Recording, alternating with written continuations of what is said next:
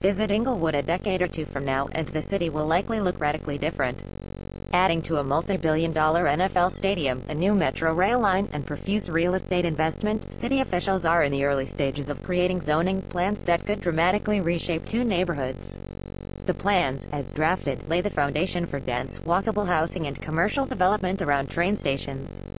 One even paves the way for an arts district around the future Westchester Veterans Stop on the future Crenshaw line, with art studios, light manufacturing, live work units, hotels, shops, and breweries, with buildings up to 6 stories tall.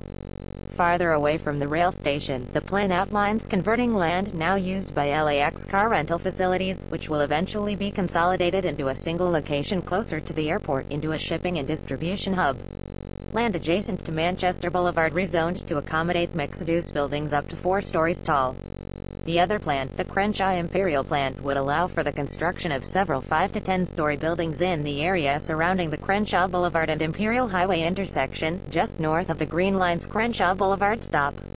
Those buildings would most likely be filled with some combination of apartments, offices, shops, and eateries. The land on either side of Crenshaw Boulevard between the Green Line station and Imperial Highway would be rezoned to allow buildings up to 4 stories tall. Right now, much of the land surrounding the Crenshaw Imperial intersection is occupied by large commercial shopping plazas. Under the plan's zoning changes, housing could be built there. Both plans encourage new infrastructure like protected bike lanes on lightly trafficked neighborhood streets and more trees to better accommodate cyclists and pedestrians. The larger Crenshaw and Manchester Boulevards could also turn into green boulevards, with the median and protected bike lanes on each. Inglewood, of course, is a city in flux.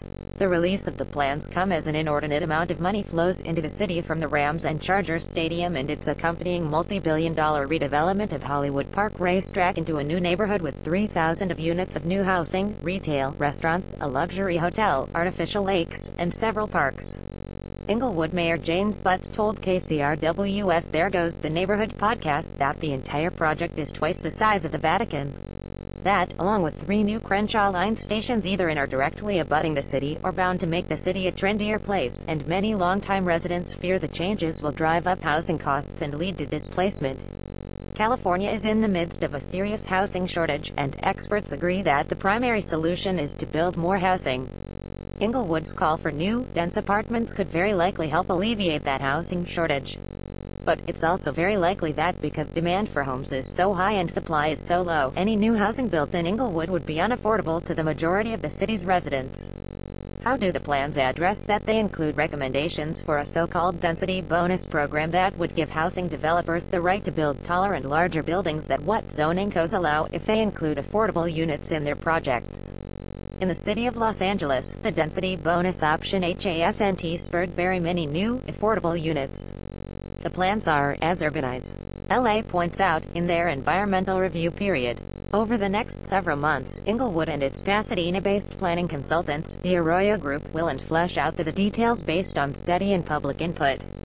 More specific information about opportunities for public input are available on Inglewood's Todd Plan website.